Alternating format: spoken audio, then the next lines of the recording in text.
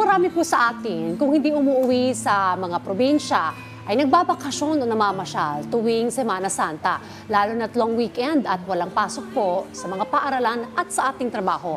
Kaya naman kapag ganito po ang sitwasyon, madalas rin na naiiwanang wala pong tao ang ating mga tahanan. Tama ka dyan, DQ. At upang bigyan tayo ng safety tips para iwas sa sunog ang mga bahay ngayong Holy Week at long weekend, makakasama natin ngayon si Fire Superintendent Annalie Carvajal Atienza, ang tagapagsalita ng Bureau of Fire Protection, BFP. Magandang umaga po. Welcome sa Rise and Shine Pilipinas. Magandang umaga din po sa inyo dyan at sa lahat po ng nanonood at nakikinig na. Good morning po, ma'am. Si Diane at Patrick po ito. Ano po ang mga ginagawang hakbang po ngayon ng BFP upang mapanasiguro po natin na ligtas po ang ating mga kabahayan ngayong pong Holy Week, lalo na po baka po wala pong maiwan sa bahay para iwas po sa sunog po, ma'am? Yes, tama po. Ngayon po ay on red alert status na naman po tayo, no? Ang buong puwersa ng Bureau of Fire Protection for our off-plan Semana Santa. At ang atin pong palaging nire-remind at pinapaalala sa ating mga kababayan na magta-travel or aalis ng kanilang tahanan. Unang-una po, again, we go back fire prevention, safety, consciousness, awareness. So kapag tayo po ay magbabiyahe, i-check po natin ng mabuti ang ating mga sasakyan dahil along the way, baka po magkaroon tayo ng aksidente or hindi magandang mga event kung hindi natin susundin yung blow bagets na tinatawag. Pangalawa po, isipin din natin kapag tayo aalis nga ng bahay, hanggat maaari po, i-switch off na lamang ang ating main source of kuryente natin, yung main switch, i-power off na lang po natin yan. At kung hindi naman po may iwasan at kailangang iwanan, probably for the CCTV or sa ating mga refrigerator, ipagbigay alam po sa ating nearest na mga trusted na kapitbahay para at some point meron pa rin pong nakabantay or nakatutok dito na in case of kung ano man pong emergency, ma-inform po tayo agad-agad. At ang atin pong reminders always, i-save na po sa kanilang cellphones ang number na 911 para agad-agad po mabigyan lunas po or marespondihan ng ating tropa from the BFP. Ma'am, napakalaki po ng napakalaking tulong po ng inyong mga binigay na safety tips. Ang BFP po ba, ano yung ginawang paghahanda ngayon nga pong long weekend at Semana Santa at nakataas na po ba yung alerto ng ating Bureau of Fire Protection? Yes po, syempre po dahil ready na naman po tayo on red alert. Nagkaroon po tayo nitong mga information drive natin, information campaigns natin, especially po pwesto tayo sa mga roads na dadaanan ng majority ng ating community. Nandyan sa NLEX, SLEX, along EDSA, and mga major roads natin nationwide.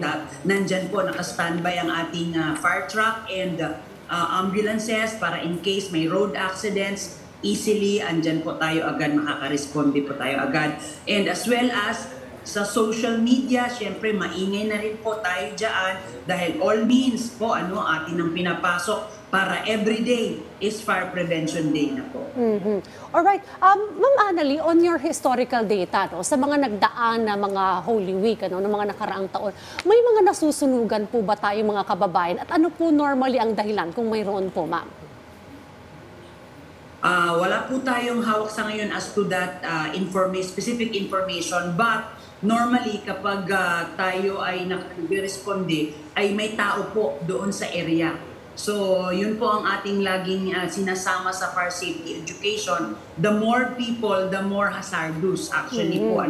So ang ating pa rin pong patuloy na pag-remind, be safe na lang po tayo, i-switch off na po yung ating mga iiwanang tahanan. At dahil majority naman din po ng ating insidente sa ngayong nakaraan na period, January 1 to March 1, ay more of the rubbish fires. Or itong mga damo or mga yung dahon na bigla na lang pong nagliliyab or yung based on investigation ay may mga nagsisiga, nagkakaingin na yung mga tipato or embers na tinatawag, yun po yung lumilipad doon sa mga residential areas natin. Alam mo, DQ, ma'am, nitong pagpasok ng Marso ng ating Fire Prevention Month, sunod-sunod yung mga Oo napapabalitang nga mga sunog. sunog. Oo. Ma'am, meron ba kayong maibabahaging data patungkol dito? And ma'am, kasi kamakailan lang, idineclare na rin ng Pag-asa na panahon na ng tag-init. Kapag bubaga nito, ay ina-expect natin na mas marami yung mga fire incident. Well, syempre po, dahil sa init ng panahon, minsan po talaga nagkakaroon ng chemical combustion, lalo na kung mga tambak na basura, yung mga tuyong dahon, and big contributing factor yung ating panahon na sobrang init at sinasabayan pa ng hangin.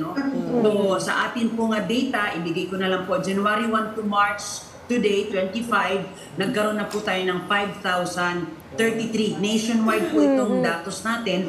Kumpara nung nakaraan, 4,011. So, nandun pa rin po tayo sa 25% na increase. At majority nga po nito ay residential areas. At ang top causes natin, lumalabas sa investigation, yun po yung nabanggit natin, open flame from rubbish fire.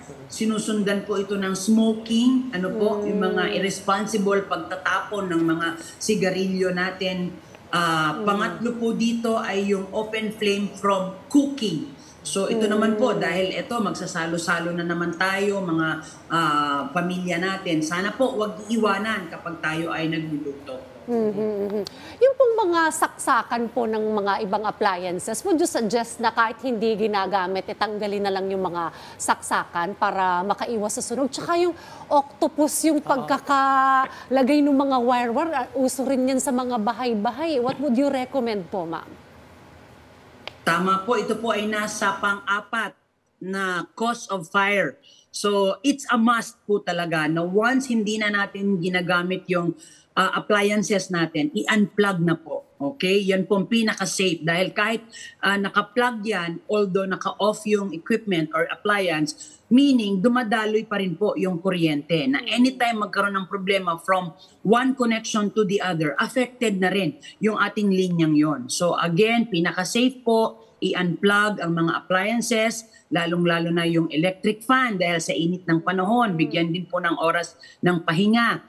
Ang mga plancha natin dahil moving, yung plancha, yung plug natin, naaapektuhan din. Ito din, isa din sa cause natin, tinatawag nating loose connection. So again, when it comes to kuryente, mas lalo po tayong dapat mas conscious. Ma'am Annalie, maiba naman po tayo. Kakatapos lang ng 8th National Fire Olympics.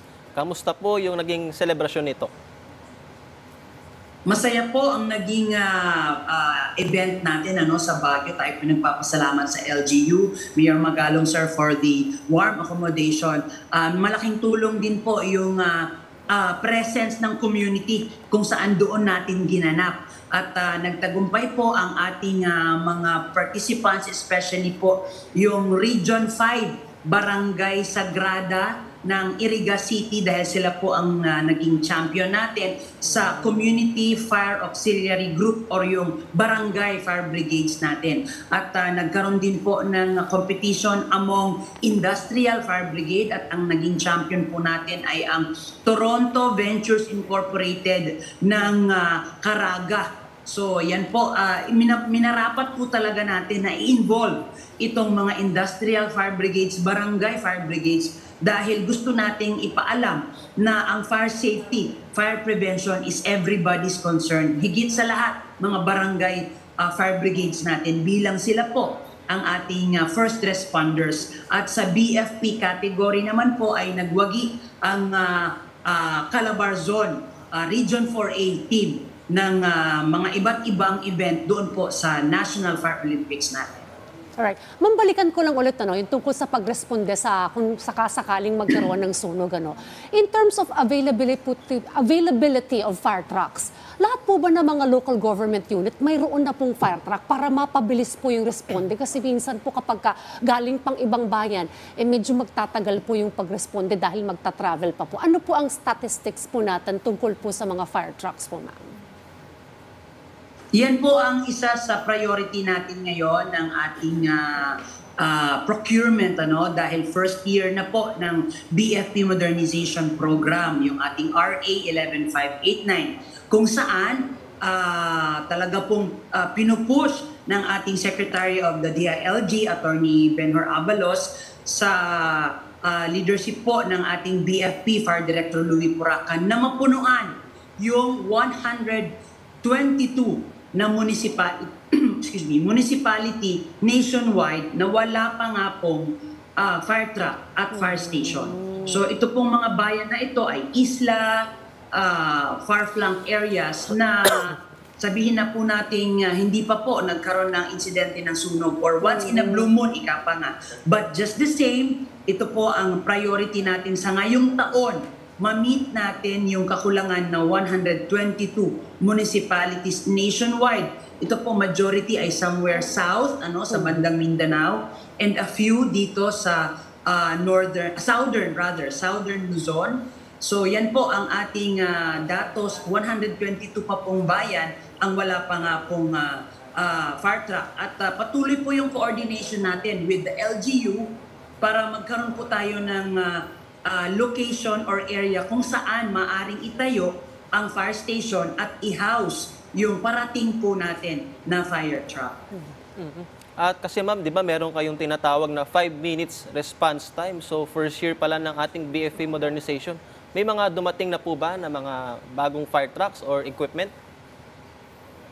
Ongoing pa rin po sa ngayon ang ating procurement ng mga fire trucks natin. At tama po, ating pong tina-target ang 5 to 7 minutes response time upon fire call. So sana po magkaroon din ng cooperation from our community when it comes to calling. Pinakauna po talaga itawag agad-agad bago po natin i-vlog or i-video. At kapag tayo ay nakarinig po ng wangwang ng mga fire trucks at ambulances, magbigay daan po sana tayo sa ating mga responding team. Okay. Ma'am Annalise, sa usapin naman ng mga gustong pumasok sa Bureau of Fire Protection, may kumakalat po ngayon na fake news tungkol sa requirements sa mga gustong pumasok sa BFP. Maaari niyo po bang linawin ito sa ating po mga kababayan ng patungkol po rito, ma'am? Yes po, nakakalungkot nga po na may mga kababayan talaga tayong mini-mislead yung ating mga kabataan na gustong maging members of the Bureau of Fire Protection or gustong magsilbi sa ating community. So sana po i-visit po nila yung mga legit ng mga social media accounts ng ating Bureau of Fire Protection. Region-wide po, nationwide po yan. Lahat ng regional offices natin, meron po tayong official Facebook pages, pati na rin po sa national headquarters natin. So ang atin po talagang pinaka-requirements dyan ay college graduate, merong civil service eligibility or RA 1080 na tinatawag, PD 907, yung mga registered or licensed na exams passers. At ganoon na rin po sa ating height na 5 flat for female, 5'2" for males. At syempre po, pinakauna po talaga na ating hinahanap sa mga aplikante natin ay yung may passion for public service. Dahil once you enter the Bureau of Fire Protection, definitely po ay full, all out ang atin pong pagserbisyo sa community. Wala na po yung mga special occasions natin sa ating pangsarili. So isa po yan na kailangan may passion tayo, may puso po tayo sa pagsilbi sa bayan. Colonel, last week po ngayon ng Fire Prevention Month, mensahe nyo na lang po ulit para sa ating mga ka-RSP. Patuloy po tayo sa pag-iingay. Maraming salamat po sa ating mga local government units na walang sawa din po sinusuportahan ang mga programa ng ating Bureau of Fire Protection. Ganun na rin po sa ating mga stakeholders, ang ating mga partners when it comes to fire safety or information campaign kagaya po ng inyong programa. Sana po makilahok tayo sa mga activities natin. Nandyan na po ang BFP sa malls, may mga roadshow, exhibit, nagkakaroon pa rin po tayo ng open house sa ating mga fire station.